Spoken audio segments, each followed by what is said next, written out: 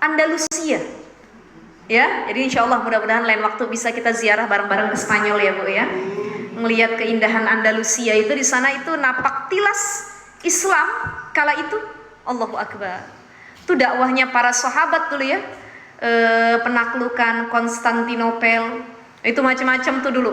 Ya, Muhammad Al-Fatih dan lain sebagainya. Nah, itu para sahabat ya yang melakukan ekspansi besar-besaran, dan itu Nabi mengatakan kepada Sayyidina Ali, silahkan datang ke wilayah mereka, seru kepada Allah dan sampaikan apa-apa yang harus mereka lakukan dari kewajiban yang ada. Nah itu. Ya, jadi ini perintah Nabi kepada Sayyidina Ali dan juga para sahabat yang lain untuk tidak berhenti berdakwah, menyampaikan tentang agama Islam, gitu ya. Jadi sungguh hidayah yang didapat oleh orang yang kamu seru kepada Allah itu lebih baik, kata Nabi, khairul laka min humrin na'am, lebih mulia daripada seekor unta merah yang harganya paling mahal. Zaman Nabi belum ada mobil, belum ada motor, belum ada pesawat. Jadi orang dulu di zaman Nabi dia disebut kaya raya kalau punya banyak unta dan banyak kuda. Karena unta dan kuda saat itu menjadi kendaraan, ya tadi humrin na'im, unta merah itu kendaraan paling mahal di zaman Nabi. Jadi kalau sekarang mungkin Alphard, Lamborghini, apalagi BMW yang harganya MM-an. Nah itulah, kata Nabi, lebih mulia daripada kendaraan-kendaraan mewah itu tatkala engkau mendakwahkan orang lain dan orang itu dapat hidayah gara-gara dakwahmu. Ya Allah ya Rahman. Insyaallah mudah-mudahan kita yang sedang berdakwah menyampaikan itu doanya. Saya kalau tiap mau tausiah, mau ceramah, saya doanya sama Allah, ya Allah mudah-mudahan yang saya sampaikan sampai ke hati orang-orang yang mendengarkannya. Bukan cuma masuk kuping kanan, keluar kuping kiri, tapi bagaimana yang saya sampaikan merasuk ke hati dan akhirnya mereka pengen melakukan hal kebaikan tersebut. Itu doa saya, mudah-mudahan insyaallah buat orang-orang yang lagi berdakwah. Semua kita juga berdakwah ya Bu ya. Kita doa para da'i da'iyah, insyaallah sering ingetin kepada kebaikan. Hadis yang terakhir, wa an Anas radhiyallahu an, dari Anas radhiyallahu an, anna fata min Aslama, ada seorang sahabat muda min Aslama dari Bani Aslam ya, dari Bani Aslam. Qala, ia berkata, ya Rasulullah, wahai Rasulullah, inni uridul ghazwa, saya ingin ikut perang wahai Nabi, kata si pemuda dari Bani Aslam ini. Walaysa ma'ya ma atajahhazu bihi, tetapi wahai Nabi, saya ini pengen ikut perang, cuman saya nggak punya perlengkapan, saya nggak punya senjata, ya, saya nggak punya kendaraan, makanan dan lain-lain. Jadi perang tuh nggak cuman perang doang Bu di zaman Nabi, harus ada kendaraannya, senjatanya, pedangnya gitu ya. Laisa ma'i ma tajahhazu bihi. Qala, berkata Nabi, i'ti fulanan fa innahu qad kana tajahhaza famarida, ya. Kemudian beliau bersabda, Nabi berkata kepada si pemuda Bani Aslam ini, apa kata Nabi? I'ti fulanan, coba engkau datangin si fulan ini. Sungguh fa innahu qad kana tajahhaza, sungguh dia tuh udah siap ikut perang, tapi jatuh sakit. Kan jadi alat-alat perangnya nggak kepake. Ya udah, coba engkau pinjam ke situ, kata Nabi. Ya, fatahu, maka mendatangi si pemuda Bani Aslam itu kepada orang yang mau ikut perang tapi akhirnya sakit. Faqala inna Rasulullah sallallahu alaihi wasallam, Rasulullah sesungguhnya Rasulullah yukri'uka salam, mengucapkan salam untukmu. Kemudian berkata, ya fulana a'tihi alladhi tajahhaztu bihi, gitu ya.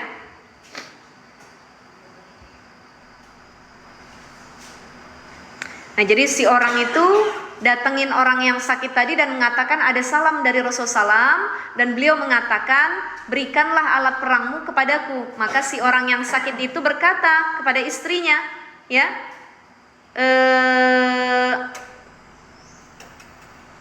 apa ini katanya? A'tinil ladzi tajahhazta bi, faqala ya fulana a'tihi. Dia berkata kepada istrinya, ya fulana a'tihi alladzi tajahhaztu bihi. Wahai istriku, coba ambil perlengkapan perang yang mau aku bawa tuh nggak jadi kan aku sakit. nggak jadi ikut, coba ya atihi, kasih tuh ke dia yang butuhin. Wala tahbisi minhu syai'an, dan jangan sisakan satu pun atau sedikit pun dari peralatan itu, kasih semua. Fallah la tahbisina minhu syai'an fayubaraka laki fih, gitu ya. Demi Allah, jangan sisakan satu pun jua, semoga Allah memberkahimu. Ibu, Bu, panjang nih ceritanya ya. Ada seorang pemuda dari Bani Aslam datang kepada Nabi, wahai Nabi, aku pengen ikut perang wahai Nabi, tapi aku nggak punya alat-alat perang, nggak punya persiapan. Maka kata Nabi, jangan khawatir, coba datang, i'ti fulanan fa innahu qad kana tajahazza famarida. Coba datang ke si fulan itu, dia udah siap tuh mau perang, cuman sakit, kan sayang alat perangnya nggak dipakai. Datanglah pemuda ini kepada yang sakit, wahai pemuda, aku datang ke sini atas perintah Rasul dan engkau dapat salam dari Nabi. Nabi mengatakan, kasihlah alat perangmu kepadaku karena aku akan ikut berperang dengannya. Maka si pemuda yang sakit ini bilang sama istrinya, wahai istriku, atihil ladzi tajahaztu bihi, kasih tuh sama dia tuh, dia mau ikut perang sama Nabi, kan saya nggak jadi. Jangan sisakan, wala tahbisi minhu syai'an, jangan disisain satu pun, semua kasih alatnya. Demi Allah, disitulah letak keberkahan. Jadi ibu-ibu begini maknanya dari hadis ini. Kalau kita nggak bisa ikut kebaikan, minimal kita fasilitasin orang buat melakukan kebaikan. Ini makna dari hadis itu. Dia pengen ikut perang tapi sakit. Ya Allah, nggak ada dong pahalanya karena saya nggak ikut perang. Maka cara dia mendapatkan pahala juga adalah dengan memfasilitasi orang yang pengen ikut perang, yaitu meminjamkan, memberi alat-alatnya. Ya, Bu, itu perang. Saya ambil contoh yang lebih simpel. Ibu pengen ngaji ke Husnul Khotimah, ibu sakit nggak jadi. Ada tetangga ibu nyamper, Bu Haji, ayo dong. Biasanya saya bareng sama ibu ngaji, ya saya sakit nggak bisa ngaji. Udah begini aja dah. Ya, karena ibu nggak punya kendaraan buat ngaji, ya udah saya suruh supir saya nganterin ibu ngaji ke Husnul Khotimah. Allahu Akbar, itu mulia banget itu. Ya, kita biasa kan bareng sama beliau ngaji naik mobilnya, tapi beliaunya sakit. Akhirnya kata beliau, udah biar saya tetap dapat pahala ngaji, saya suruh supir saya anterin ibu biar tetap ngaji. Ini sebagaimana tadi sahabat yang ngasih alat perangnya karena dia sakit, maka dia dapat pahala sebagaimana orang berperang. Ya Allah ya Rahman. Gitu ya ibu ya. Jadi kalau kita nggak bisa melakukannya langsung dengan diri kita, minimal kita fasilitasi orang untuk melakukan kebaikan. Saya punya jamaah ya. Saya kan kalau ngaji Rabu pertama rutinnya di sini Husnul Khotimah. Rabu kedua saya fikih Kifayatul Akhir di Ciputat di rumah. Itu kajian juga majelis ya, namanya Raudhatul Jannah. Nah ini udah lama, lebih lama dari saya rutin sama ibu-ibu. Itu udah dari tahun 2018. Ini kajian di rumah Sohibul Hajat, Sohibul Bait, Bu Haji A gitu ya, si Fulanah, Bu Haji Fulanah lah saya sebutnya. Belum lama suaminya meninggal tahun lalu, udah setahun ya. Jadi beliau cerita sama saya, dan itu ngajinya di rumah beliau. Bukan cuma ngaji, selama ngaji ada kue-kuean makanannya, abis ngaji ada makan besarnya. Dan itu di rumah beliau langsung, bukan di masjid, di majelis bukan, tapi di rumah beliau, di ruang tamunya. Kadang-kadang di halaman rumahnya. Ya, saya bilang, Bu Haji, Masya Allah, ini Bu Haji ngadain kajian rutinan, bukan cuma seminggu sekali, tapi tiap minggu ada ustadz dan ustazah rutin bergantian. Jadi saya minggu kedua fikih, minggu ketiga tafsir, minggu keempat tahsin, itu tiap bulan. Itu di rumah. Saya tanya, Bu Haji, mohon izin. Jadi begini, waktu suaminya habis meninggal, itu kajian off 2 bulan, dan beliau bilang ke saya, Ustazah, mohon izin, saya mau mulai lagi, saya cuma punya dana sekian, bagaimana? Saya bilang, Bu Haji, saya nggak pernah minta dana sekian-sekian. Saya bilang, Bismillah kita ngaji rutin. Yang penting ngaji ibu-ibu di situ semua. Makasih Ustazah, saya takut Ustazah nggak redho katanya.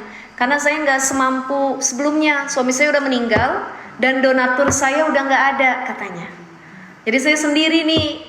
Jadi kalau Ustazah ridho, kita lanjut, cuman mohon maaf, tidak seperti biasanya. Saya bilang, bismillah nggak apa-apa Bu Haji. Akhirnya beliau cerita ke saya. Jadi selama beliau bikin taklim itu dari awal, dan guru rutin tetap itu awalnya maksudnya saya awalnya kajian fikih, dan akhirnya beliau bikin lagi tafsir dan lain sebagainya. Itu dari 2018 beliau cerita itu benar-benar dana pribadi. Kan biasa kalau majelis taklim tuh kayak ada patungan bersama ya, ada infak bersama, itu enggak. Jadi orang tuh datang aja ngaji ke rumah beliau, udah datang aja ikut ngaji. Beliau yang nyediain, yang fasilitasi semua. Dan yang luar biasa bukan cuma beliau, ternyata ada backup-annya, suaminya. Dan itu yang maksudnya yang ngasih apresiasi ke ustadz-ustazahnya, yang bikin makanannya itu dananya dari suaminya semua. Hatta waktu itu sebelum suaminya meninggal, mereka tuh abis kena COVID ya, dan mereka tuh punya usaha alat-alat berat, kena COVID, dan utangnya itu hampir 10 miliar Bu, gara-gara kerugian COVID ya sama bank. Tapi ngaji nggak pernah off, tetap ngajinya tetap diadain, sedekahnya tetap, sama yatimnya nggak berhenti, masya Allah. Walaupun lagi ngutang, dan selalu minta doa tiap ngaji, tolong doain utang saya cepat lunas. Padahal utangnya bukan gara-gara nipu orang, enggak, tapi gara-gara usaha COVID-nya tuh kolaps gitu, gara-gara COVID waktu itu, dan akhirnya ngutang gitu, karena rugi. Nah itu beliau punya suami, padahal suaminya emang nggak pernah ngaji karena sibuk kerja. Tetapi suami saya ustazah, kata beliau, gak pernah ngelarang saya buat ngaji dan fasilitasi pengajian. Bahkan kalau saya mau kemanapun, saya bilang, ya mama pengen umroh, mama pengen ziarah, mama pengen ngaji, mama pengen taklim kesana kemari. Gak pernah suaminya ngelarang sekalipun. Malah selalu nanya, berapa yang duit dibutuhin sama mama? Berapa yang mama butuhkan buat ngaji dan lain sebagainya. Tapi itulah, ya, maka bagus suaminya cuman umurnya nggak lama. Ya jadi beliau bilang, saya kehilangan ustazah, suami saya memang nggak pernah ikut ngaji, cuman beliau nggak pernah ngelarang saya ngaji dan selalu memfasilitasi saya untuk membuat pengajian. Ya Allah, ini dapat pahalanya juga. Biarpun nggak bisa ikut ngaji, tapi memfasilitasi istrinya, anak-anaknya, keluarganya. Jadi kalau ngaji tuh anaknya ikut ngaji, mantunya ikut ngaji juga. Oh, itu masya Allah. Jadi pahalanya ikut juga kecipratan, ya, dan gak memotong pahala orang yang ngaji karena sama. Itu masya Allah. Itu jadi minimal kata Nabi dalam kisah yang tadi nih, pemuda dari Bani Aslam ini, kalau kita belum mampu atau belum sempat ngelakuin kebaikan, minimal kita fasilitasi kebaikan itu untuk tetap dilakukan oleh orang lain. Maka ada orang yang kadang-kadang wakaf, sedekah, wasiat, Ustazah, saya memang bukan ahli ngaji, tapi saya pengen wakaf nih, tolong dibangun masjid kebaikan. Nah itu kan pahalanya ngalir tuh, sedaqatin jariyatin.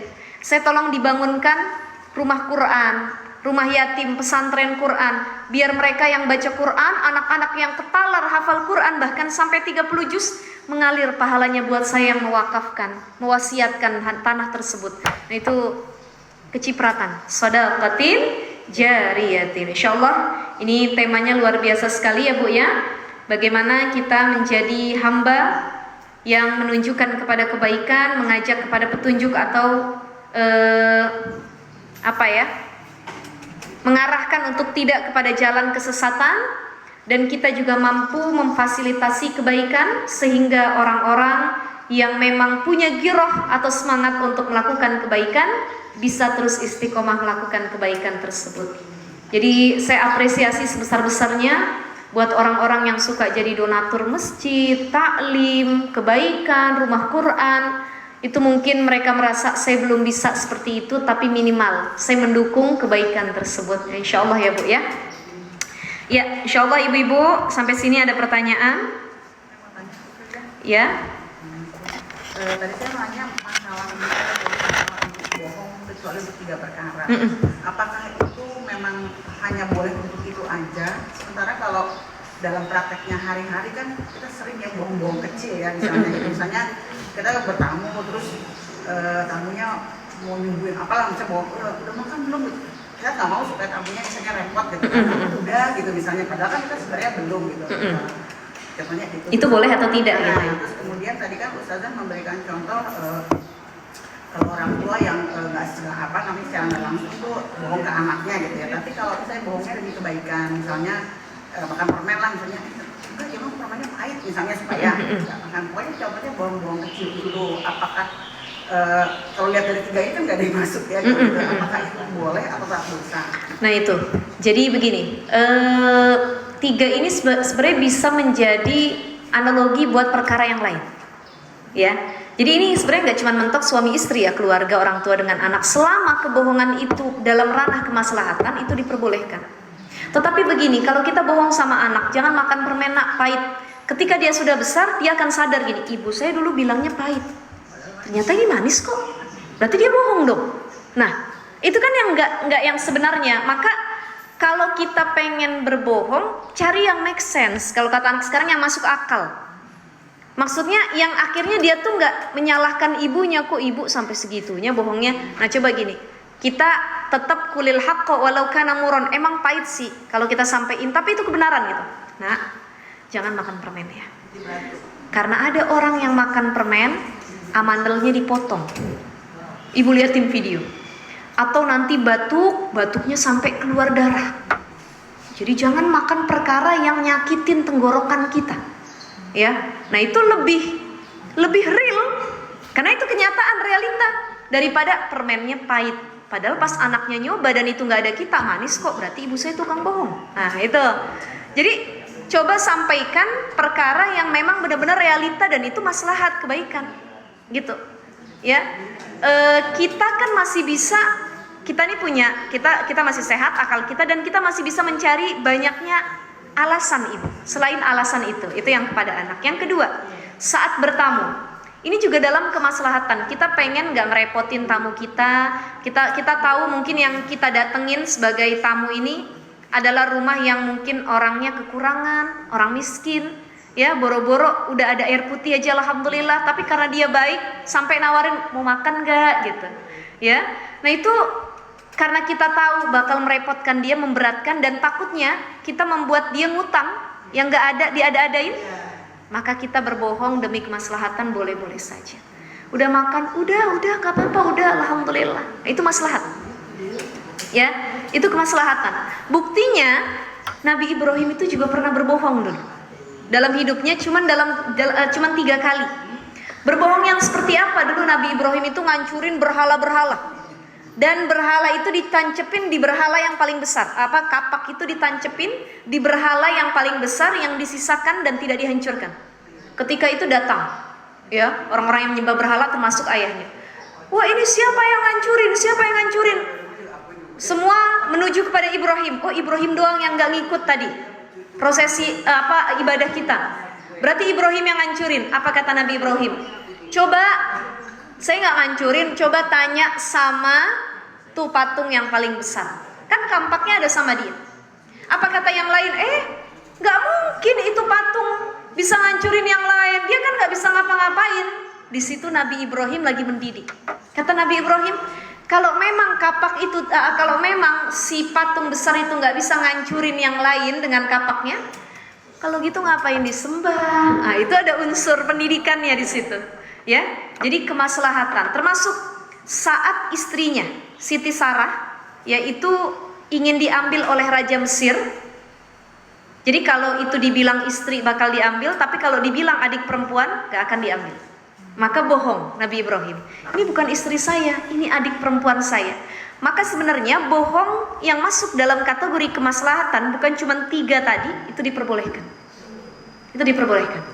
Ya, jadi kan masuknya kategori hifzun nafas, ngejaga diri, ya.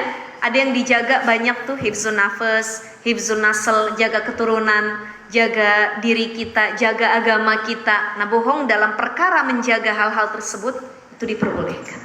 Tadi ya Bu ya, jadi bertamu ke rumah orang atau lagi bertamu udah disiapin makanan, kita makan, nauzubillah nggak enak banget tuh makanan. Kita cuma diem, enak kan? Alhamdulillah. Kalau dalam hati ya Allah, kebanyakan lagi ngambilnya, gimana ngabisinnya. Saya pernah kondisi demikian. Jadi waktu itu saya tausiah di salah satu kota atau tempat ya, saya sangat menghargai sekali. Mereka sudah masak besar, itu acara Maulid Nabi waktu itu ya. Jadi mereka, ustazah kami udah masak ini, masya Allah, itu dari daging, telur, apa. Dan saya habis tausiah, kebetulan emang lapar bener bu. Itu siang hari kan, masya Allah, saya udah excited nih, udah bener-bener, wah gembira, saya pengen makan gitu ya. Begitu saya makan, Allahu Akbar. Ini saya bukan ngomongin ya, tapi ini cuman cerita bagaimana kita bersikap. Ini juga yang diajarin oleh Nabi. Jadi kalau kamu bertamu ke rumah orang, tutup mata kamu, tutup telinga kamu, kunci lisan kamu. Kalau kita ngelihat di rumahnya yang gak baik, tutup mata. Ngelihat pertengkaran sama suaminya, ngelihat rumahnya berantakan, tutup mata. Kalau kita ngedenger yang gak baik di rumahnya, tutup telinga. Kalau kita merasakan yang tidak baik, baik itu makanan dan lain, tutup lidah kita, lisan kita untuk tidak mengkomen. Itu Allahu Akbar ibu, saya tahan sampai pulang itu. Saya tahan, mau nggak mau saya habisin makanan itu. Saya udah bilang, waduh enak banget ini, saya udah lapar. Begitu saya coba, itu telur balado, ya ada sayurnya, sayur nangka, dagingnya daging ayam, masya Allah. Mohon maaf ibu, itu rasanya itu kayak rasa busuk gitu. Tahu nggak ibu? Jadi begitu saya cium tuh kayak busuk, bau busuk. Mending kalau nggak ada pedesnya, nggak ada asinnya itu masih bisa. Tapi ini kayak bau busuk yang kok enak bener gitu ya. Saya mau muntah makan, ya.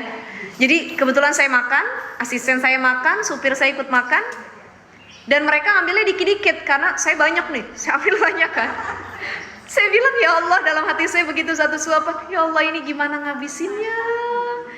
Dan mereka bilang, ustazah enakan, tambah lagi ustazah. Iya ibu, terima kasih. Saya bilang, saya berusaha untuk menahan. Saya habisin sampai akhir bu. Begitu, saya minta izin pulang buru-buru. Saya bilang, mohon maaf, saya izin dulu. Iya. Padahal perut saya udah gak karuan ini, memuntah, bener, iya bu. Itu saya izin, saya senyum, ya Allah. Itu kan untuk kemaslahatan ya. Walaupun kita berbohong, saya bilang enak. Padahal Allahu Akbar, pengen teriak saya kala itu ya. Masuk ke mobil, gak jauh, saya bilang ke supir, berhenti sebentar, saya muntah situ semua. Karena benar-benar gak tahu kenapa itu mual dan rasanya, itu bukan cuma saya sendiri. Saya tanya sama supir sama asisten saya, gimana rasanya tadi? Allahu Akbar katanya, ustazah untung tadi saya makannya dikit katanya. Untung saya gak nambah lagi katanya. Ya Allah ya Rahman. Nah tapi itu, saya berusaha menjaga, atau kalau memang udah gak tahan untuk muntah di situ, minimal ke kamar mandi izin. Saya boleh izin kamar mandi ya, gitu.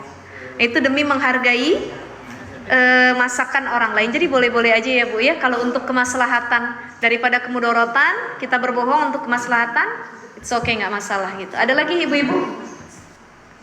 Ada lagi ibu-ibu? Silahkan.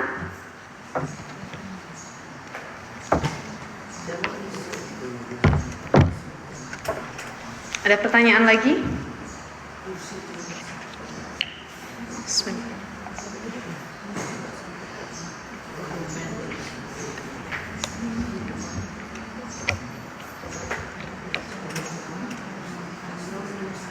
Jadi pentingnya juga gini bu, kalau kita tuh mau nyuguhin tamu ya, kita nyicip dulu,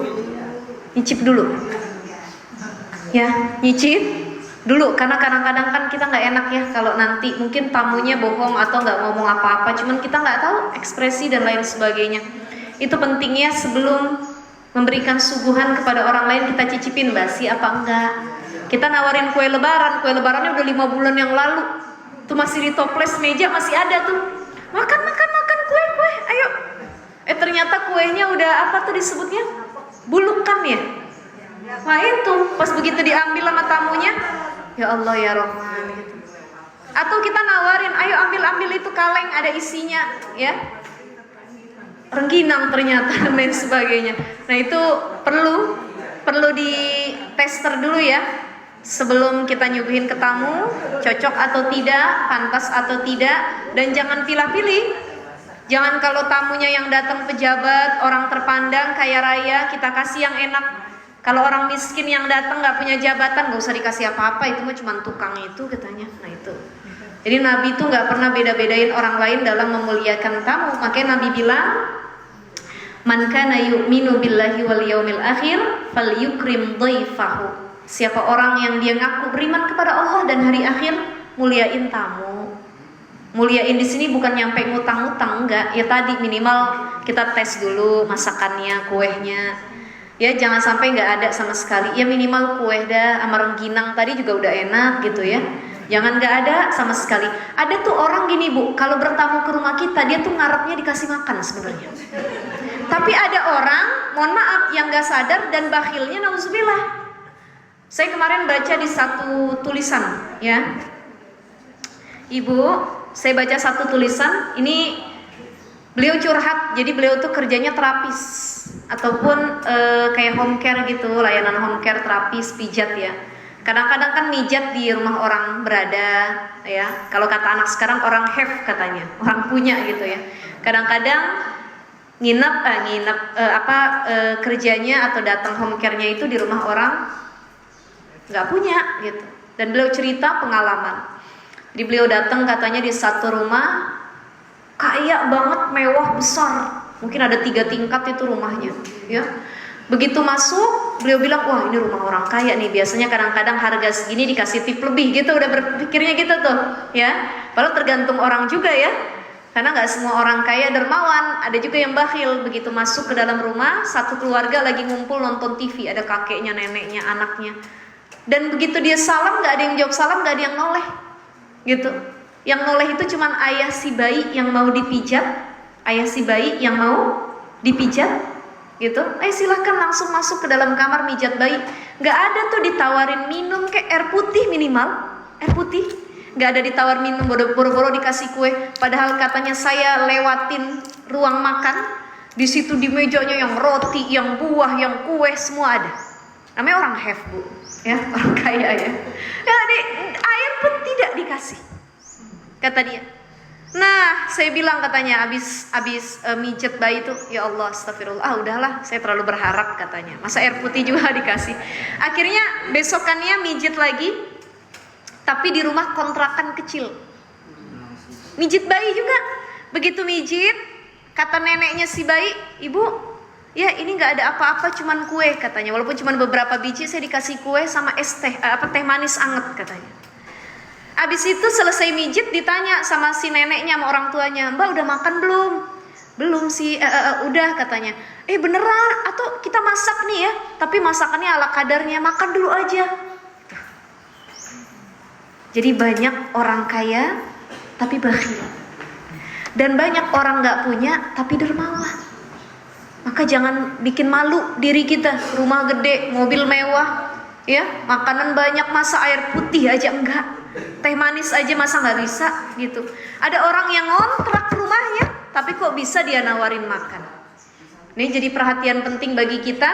Jangan pilih-pilih dalam memuliakan tamu. Nggak apa-apa tukang pijit, tukang terapis, ngapain sih dikasih minum? Giliran pejabat, orang kaya yang datang ke rumah kita baru, itu sop iga masak katanya. Tuh pisang katanya berapa sisir, taruh semuanya. Itu. Padahal orang kaya yang bertamu kadang-kadang nyicipin aja kagak.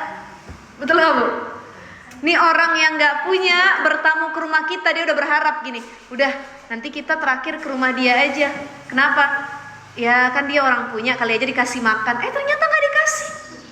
Dikasihnya sama orang yang nggak punya. Allahu Akbar. Ini namanya ilmu peka, ya, ilmu peka. Dan insya Allah mudah-mudahan kita bisa menempatkan itu. Kita bisa memuliakan tamu, bukan cuma orang berada, tapi yang nggak punya pun bisa kita muliakan. Nggak pandang bulu, nggak pandang jabatan, nggak pandang profesi, insya Allah. Baik ibu-ibu, sudah jam 11. Alhamdulillah ala kulli hal. Mari sama-sama kita baca Ummul Quran suratul Fatihah. Kita berdoa mudah-mudahan Allah kasih kita sehat afiat, panjang umur dalam ketaatan. Allah jadikan kita hamba yang dermawan, memuliakan tamu kerabat kita. Dan insya Allah kita bisa menjadi contoh kebaikan bagi orang-orang sekitar kita. Minimal kalau nggak bisa melakukan kebaikan, bisa memfasilitasi untuk orang lain melakukan kebaikan. Ala hadhihi niyah wa ala kulli niyatin salihah. Wa ila hadratin Nabi al-Fatihah. A'udzu billahi minasy syaithanir rajim. Bismillahirrahmanirrahim. Alhamdulillahi rabbil alamin arrahmanir rahim maliki yaumiddin. Iyyaka na'budu wa iyyaka nasta'in. Ihdinas siratal mustaqim, siratal ladzina an'amta 'alaihim ghairil maghdubi 'alaihim waladdallin. dhalin. Subhanakallahumma wa bihamdika nasyhadu an la ilaha illa anta nastaghfiruka wa natubu ilaik. Walhamdulillahi rabbil alamin. Kurang lebihnya mohon maaf ibu-ibu, insyaallah ketemu lagi di bulan depan dalam keadaan sehat afiat. Assalamualaikum warahmatullahi wabarakatuh.